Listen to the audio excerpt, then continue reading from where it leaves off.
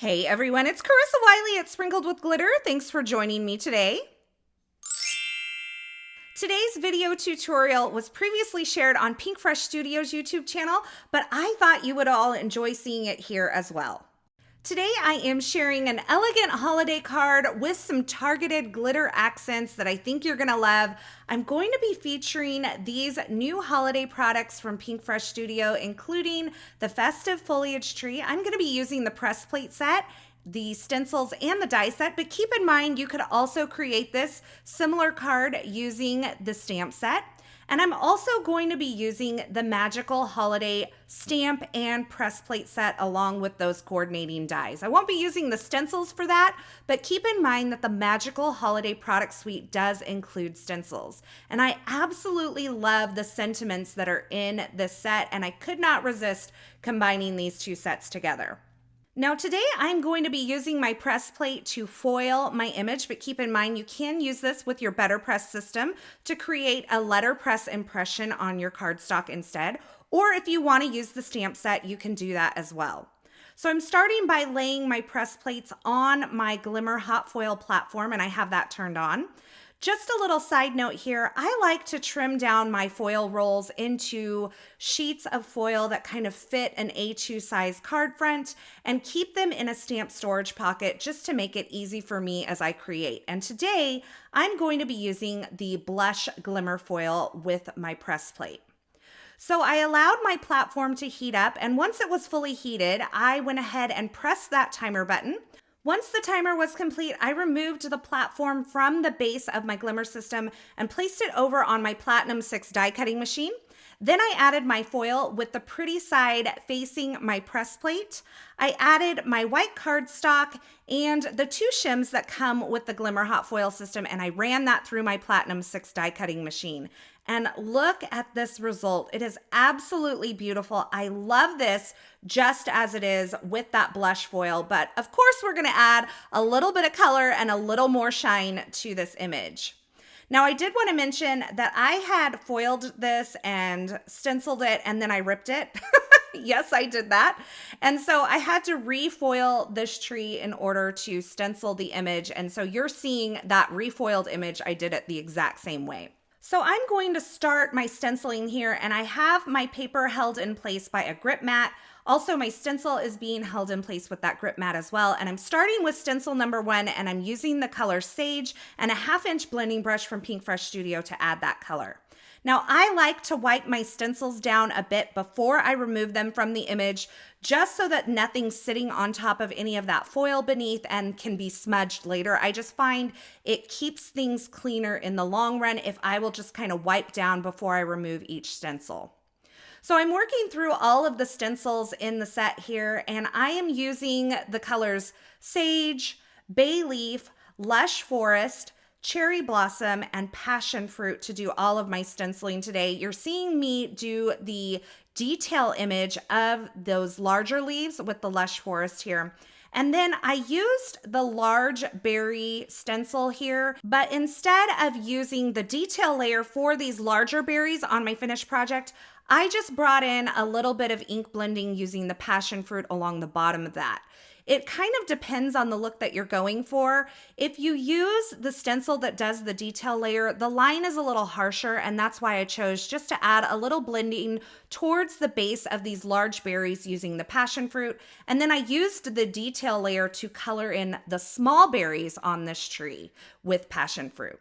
So you can see my final stenciled image here, and I am just going to remove this from the sticky mat by rolling the sticky mat away from my finished stenciled image here. And now I'm going to die cut this tree. Now I decided to die cut before going on to the next step because I didn't know how long this would take to dry. It turns out it didn't take too long to dry, but you can see I am replacing that large berry stencil, and I'm going to add something that we used to use all the time in card making, and that is Stencils glitter glue. I'm just adding a little kind of blob towards the base of each of these berries, and then I'm going to take a palette knife and just spread that out across the berries. Now this is going to give a really light touch of glitter to all of these berries, these large berries on the tree, and it's gonna give it some extra shine.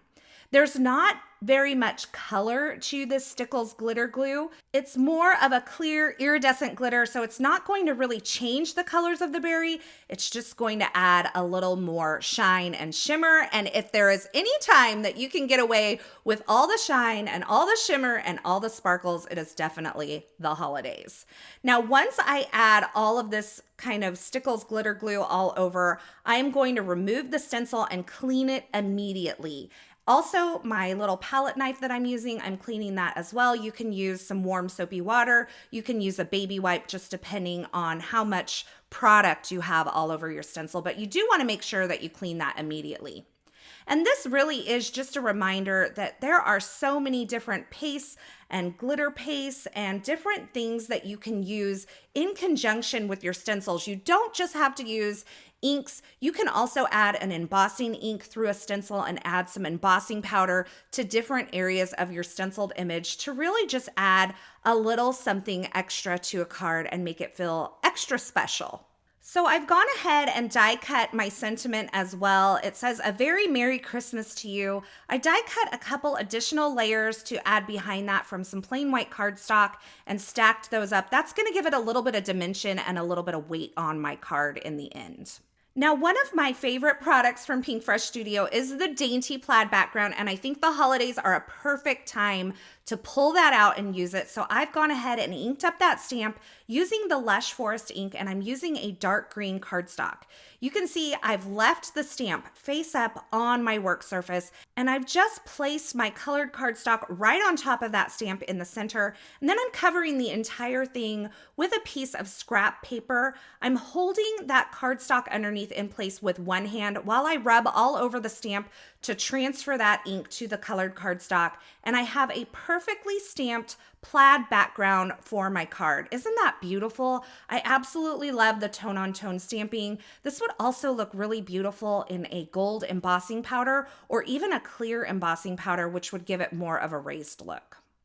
Once I stamp that panel, I'm going to die cut it using the blanket stitched rectangle die from Pinkfresh Studio. I think this is the medium size die. And to dress up my sentiment a little bit more, I've used the coordinating die to die cut some of that dark green cardstock as well as some blush colored cardstock. And I'm adhering those to the back of that stacked up die cut there. But this time I'm adding them at a little bit of an offset so that you're getting a little bit of that color coming through on the bottom of the sentiment. I love to dress up sentiments like this right now. It is just a great way to bring a little bit of extra color into your card project and then to tie it back to the stenciled image that I've done. So now I have grabbed the Magical Holiday stamp set and I'm using this kind of border stamp and I am going to heat emboss this onto some vellum. So I'm placing that in my Misty stamping tool. I close the lid of my Misty to pick that up from the base. And now I'm placing my vellum into my Misty stamping tool and I am prepping it with a powder tool. Now with vellum, it is super important if you're going to emboss on it, you want to prep it with some sort of anti-static powder tool to keep the embossing powder from sticking to areas that you don't want it. Because vellum does tend to be a little more staticky than other cardstocks, but I always prep anything before I heat emboss. So I've stamped that onto the vellum using my Versamark embossing ink, and then I'm removing it from my Misty stamping tool and I'm adding some super fine white detail embossing powder over the entire image. Now I do want to point out I stamped this twice and I heat embossed it twice and I die cut it twice, but I only used one of these on the finished card project. But now I have one in with my stamps that I can use the next time I'm creating. It's all ready to go. So once the embossing powder is on the image, I'm going to go ahead and use my heat tool to melt that. And then I can grab the coordinating die and run that through my die cut machine to die cut that image. And look at how beautiful and lacy this border is. I think it is so gorgeous and just such a beautiful, elegant look for a holiday card to emboss it in that white embossing powder on the vellum. To add a little bit of weight and dimension to my tree, more for the weight than the dimension, I adhered another layer cut from some plain white cardstock behind that tree. That's just going to give it a little bit of heft and keep it from bending as it's hanging off the side of my card. And now I'm going to start adhering things together. And I am using foam tape to adhere a lot of these layers, including the sentiment over the tree die cut here. But you don't have to do that. You can absolutely use a liquid glue and create less dimension on your cards. But I love some good dimension on my cards. Now I'm also adhering the tree using some foam adhesive right onto that plaid background that I created. I'm kind of adhering it more towards the left side of this card front just to kind of offset it and allow for that sentiment. I wanted to create a little bit of a different layout for this card, so it is all overall just going to be kind of skewed off. It's not going to be centered, and I love the way it turned out because it's just something a little bit different. Now to adhere this kind of lacy magical holiday border onto the back of this card front, I am using some liquid glue. I just ran a line of that along that back left edge of this card front, and then I'm placing it on top of that border. I did have to trim it down just a slight bit, but not too much.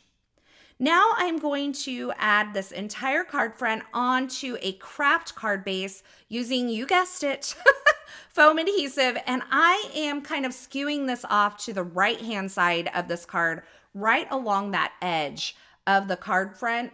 And as I mentioned before, it's just experimenting with the layout a little bit here to create something a little bit different, but not too crazy, you know? Now to finish this card off and add a little bit more glitter, I am using the champagne glitter drops. I'm adhering those onto my card front using some liquid glue, and I'm using my dual tip embellishment tool to help me place those into the drops of glue.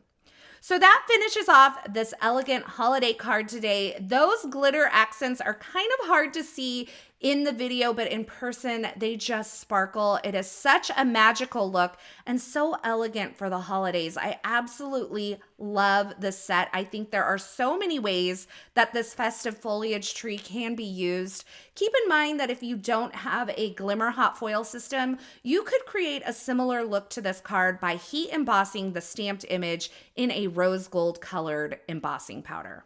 Now, as always, I will have links to the featured products used in this project in the description at YouTube, so if you're looking for something in particular, be sure you check there. I want to say thank you so much for stopping by and hanging out with me today. Thanks for watching this video. I hope you enjoyed this video and I hope you enjoyed this project.